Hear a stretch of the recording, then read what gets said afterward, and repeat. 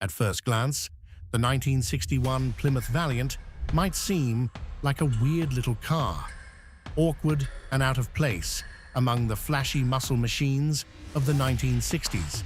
But the truth is, without the Valiant, the entire Plymouth brand might have died far sooner than you think.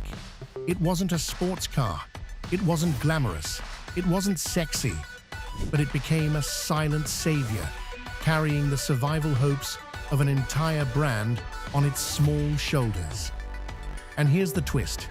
Despite strong sales and a key role in rescuing Plymouth from financial disaster, the Valiant was rejected by Americans, all because of its radically different design. The tale of a car that was hated yet saved its company stands as one of the greatest paradoxes in American automotive history. So, what made this car so special? And why has it been forgotten? Let's uncover the hidden truth behind the 1961 Plymouth Valiant, the strange beauty that defied the odds. By the late 1950s, the American auto industry was entering a period of upheaval.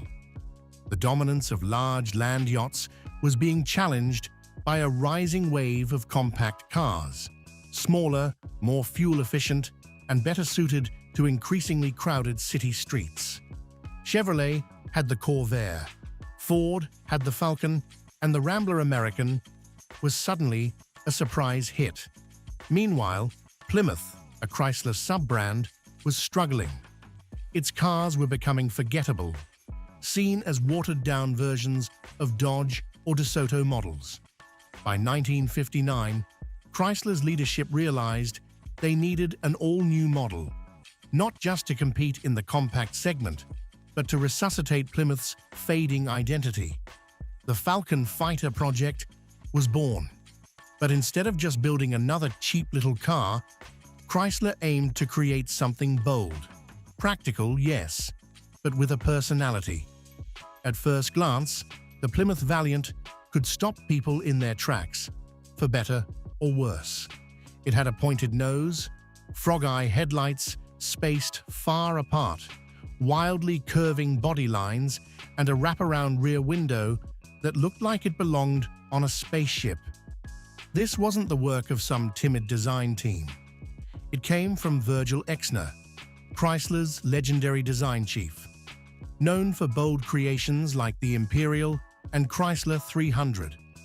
Exner called this philosophy the forward look, aiming to push car styling into the future, modern, daring, and polarizing. But not everyone was ready for a visual jolt. Consumers mocked the Valiant as a Martian's car, a dried-up shark, or a budget rocket ship. The press was no kinder, joking it looked like a sewing machine fused with a sardine can. Yet beneath the odd appearance was aerodynamic intent.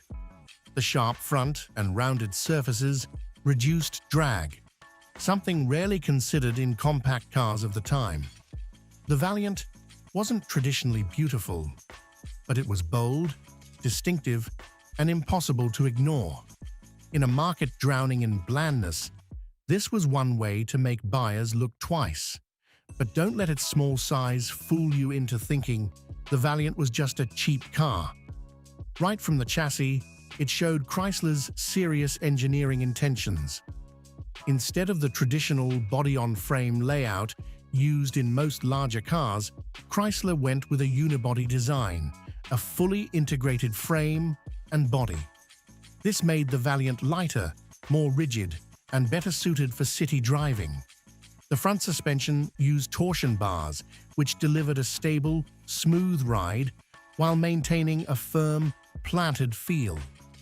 In the rear, Chrysler stuck with traditional leaf springs, simple, reliable, and easy to service.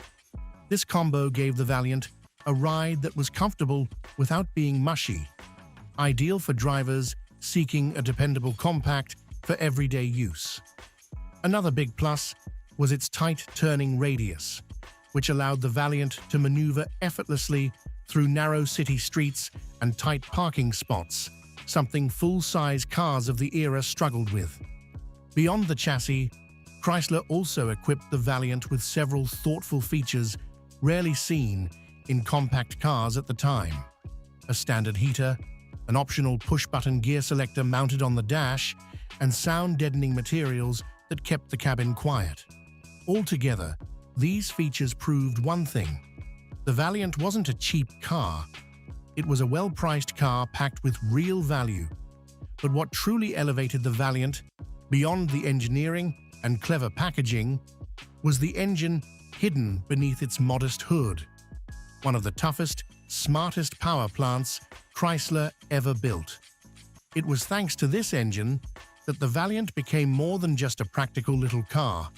It became a symbol of durability and no-nonsense engineering. That engine was the Slant 6, an underrated technical masterpiece that went overlooked for decades. The Slant 6 was unlike any other inline-six engine of its time. Instead of standing upright, the engine block was tilted 30 degrees to the right, on the passenger side. This wasn't for styling, it allowed for a lower hood line. The water pump was relocated from the front to the side, shortening the overall engine length. A long-branch individual runner intake manifold was installed, benefiting from Chrysler's pioneering research into intake tuning.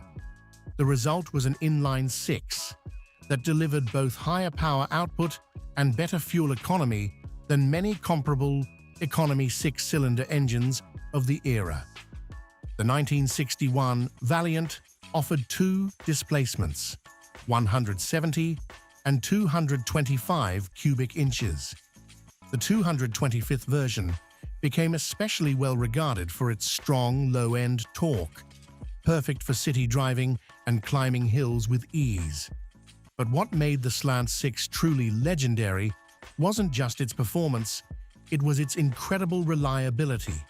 Some Valiants surpassed 200,000 miles without ever needing an engine rebuild. The Slant 6 even found use in light trucks, military vehicles, and taxis, brutal environments that chewed up weaker engines. American mechanics nicknamed it the engine that won't die. With its compact design and durable engine, it's no surprise the Valiant became a sales hit. And it did just that. In its very first year on the market, it sold over 194,000 units, an impressive figure for a brand-new compact model. At a time when American buyers were gradually shifting away from oversized cars, the Valiant was seen as a smart choice for the middle class. Compact, fuel-efficient, easy to maintain, and surprisingly durable. But while the sales numbers rose, the Valiant's public image declined. Its quirky styling led to a string of unflattering nicknames like Old Man's Car, Retired Teacher's Ride, or Temporary Beater. Though it performed well, it lacked that crucial cool factor, an invisible quality that carried huge weight with American consumers. Even worse, the Valiant was stuck between two extremes. It wasn't cheap enough to compete with budget cars like the VW Beetle, and it wasn't stylish enough to take on sportier or more expressive vehicles. This created a strange paradox. The Valiant was the car everyone bought, but no one wanted to be seen driving. It was the logical, rational choice, not the emotional one, and that perception ultimately held it back. Even though the Valiant achieved strong commercial success, it never cemented itself as a cultural icon the way the Mustang or even the Corvair did. If you paid close attention, you might have noticed a small but significant detail. When the Valiant was first launched in 1960, it didn't wear a Plymouth badge. On paper, it was simply called Valiant by Chrysler Corporation. Don't assume this was a mistake. It was very much intentional. From the beginning, Chrysler wanted to create an entirely new sub-brand, similar to how GM had Chevrolet and Pontiac. The Valiant was meant to be a global compact, a car line that could stand on its own, not just a small model tucked inside Plymouth's lineup. But the plan quickly ran into trouble. Dealerships were confused. They didn't know where to place the Valiant on their showroom floors, and customers weren't sure whether they were buying a Chrysler, a Plymouth, or something else entirely. Worse yet, internal conflict began brewing. The marketing department wanted to position the Valiant as something fresh, youthful, and forward-thinking. Meanwhile, the production and sales teams pushed to leverage the familiarity of the Plymouth name to drive volume. The result? By 1961, Chrysler was forced to fold the Valiant into the Plymouth brand to stop the chaos. But that initial break in branding left a lasting scar. The Valiant became a good car with no clear identity, a product that never truly knew where it belonged. And in the world of American cars, where brand identity is everything, that kind of confusion was a fatal flaw. While it never reached cultural icon status like the Mustang or the Beetle, the Valiant quietly became a fixture in everyday American life during the early 60s. In films, commercials, and television, it was often seen as the everyman's car, driven by teachers, engineers, office workers, and homemakers. Not flashy, but everywhere. Outside the US, the Valiant had an even longer and livelier life. Chrysler quickly expanded its production and assembly into countries like Australia, Canada, Mexico, Argentina, and South Africa.